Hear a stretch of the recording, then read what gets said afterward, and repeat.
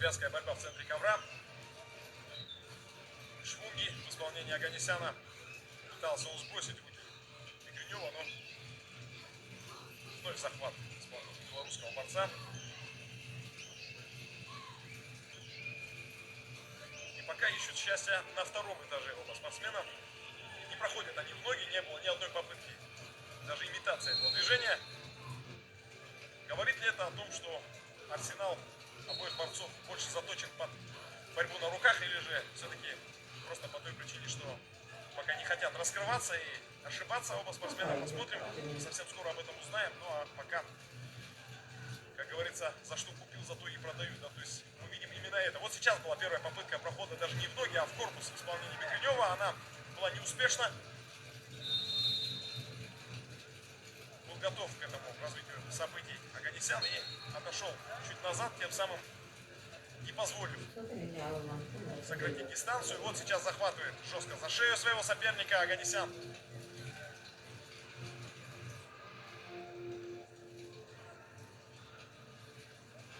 Ну и вновь застыли оба спортсмена. Вот сброс такой в исполнении Оганесяна. Вот попытка прохода в ноги также неудачная.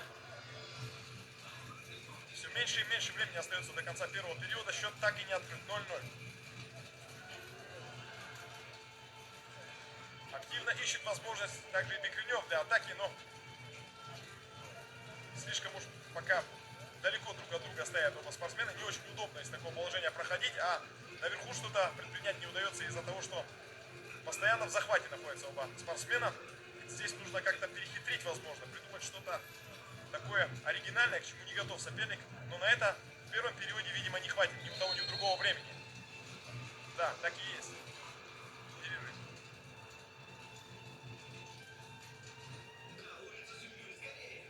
Invita a acertar essa, vai, não vai acertar tanto.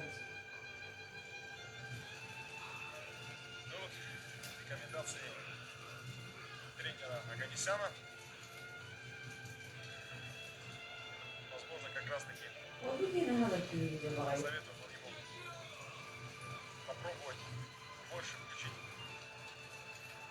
ну, видоизменить тактику на второй период, попытаться удивить своего соперника, сделать что-то неожиданное. Ну и хочется, конечно, увидеть каскад приемов.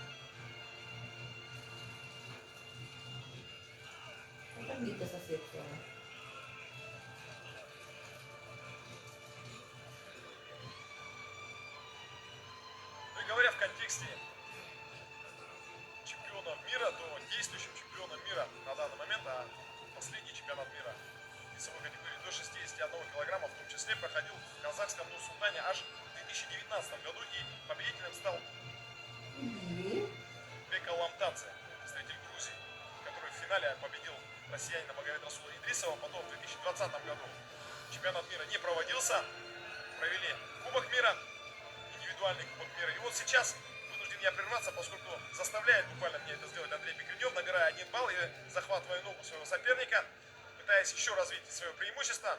Ну что, удастся это сделать хозяину ковра?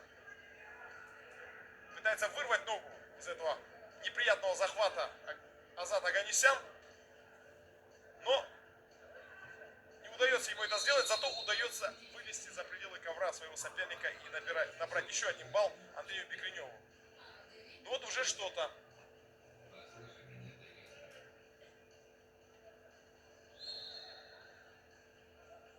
Да, примерно равные два соперника. И счет был долгое время, во всяком случае, весь первый период остался ничейным 0-0. Вот здесь, в середине второго периода, сумел набрать несколько баллов и выйти вперед Микренев, но все-таки нельзя сказать, что это преимущество позволяет ему быть полностью уверенным в своей победе и расслабляться, поскольку 2 балла очень легко отыгрываются в одной атаке, и это держит, возможно, в уме также и Азат Оганесян, который активно ищет возможность для атаки. Вот тот самый проход, который хоть и не удается, но, возможно, с этого положения что-то удастся придумать Оганесяну и как-то взвинтить темп.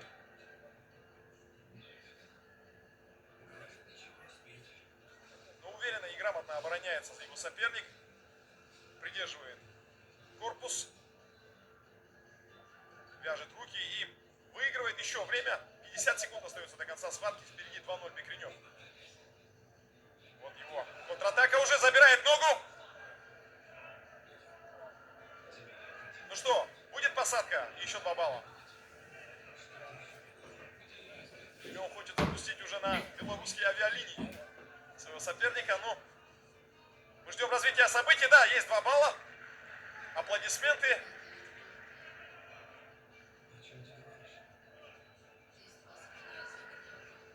4-1 ведет представитель Беларуси. И 15 секунд есть еще у его соперника Азата Оганесяна для того, чтобы что-нибудь придумать.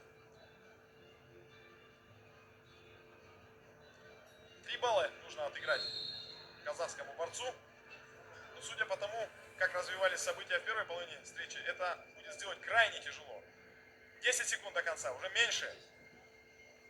Такой не особо активной атаки мы наблюдаем Азата Оганесяна. У края ковра он, и мне кажется, что он вышел за пределы его. Но в то же время пропускает еще одну атаку. Еще 2 балла забирает Андрей Бекренев. Вот это победное движение, жест кулаком, знаменующий собой его победу и золотую награду, которая достается ему по праву по итогам финального поединка весовой категории до 61 килограмма. Андрей, молодец, чемпион.